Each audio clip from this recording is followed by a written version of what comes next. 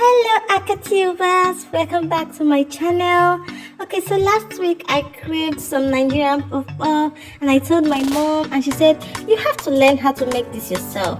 Okay, so she got some eggs and flour and other ingredients and she said you have to learn this. Okay, so that is how I made my first puff puff.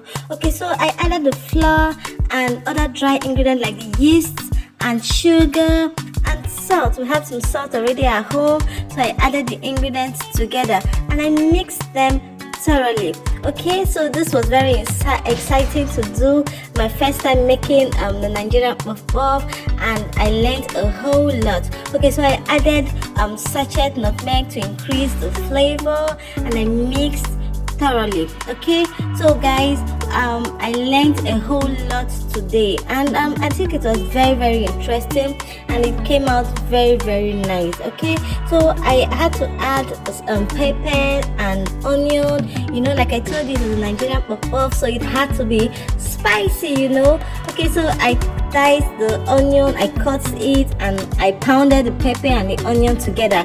Well, I don't really like this part because onion and pepper combined, oh, it is so spicy and it usually affects my eye, but for the love of Puff Puff I had to do this. Okay, so I put them together in a small mortar and I pounded it. Okay, so I pounded it and after pounding I mixed I broke my eggs and I mixed them thoroughly. I added egg to enhance the taste and also the texture of the puff puff. So breaking eggs were not that difficult, you know, it's easier to break things, right?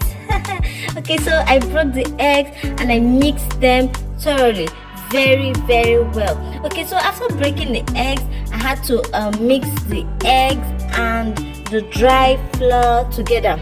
So I mixed them properly and also added my pepper onion mix which I've already grinded. Okay, so I mixed this very well. This was some work. I used I mixed thoroughly and ensured that there was a thorough mix. Okay, so I added some water to it, and you know, it's the texture depends on what you the consistency depends on exactly what you want.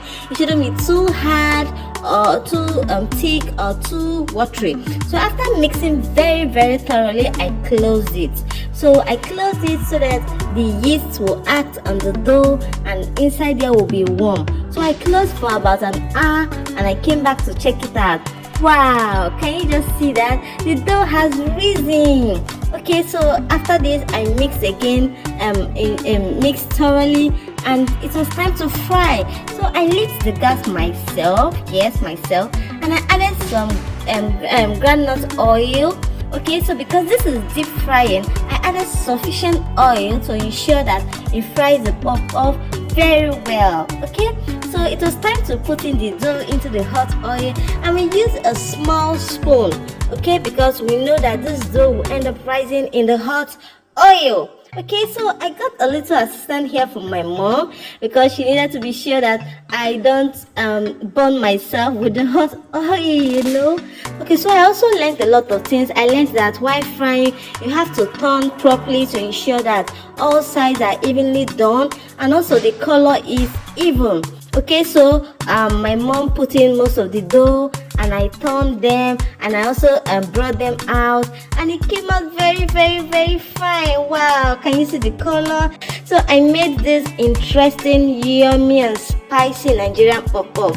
I would like to learn so many other things. I want to learn how to make pancakes and meat pie and cake. Now you will come back to my channel so that we will learn other things together. So, having watched my process, what do you think I should have done better? What are your thoughts? What do you think I should do next time? What do you would love to learn with me? Bye!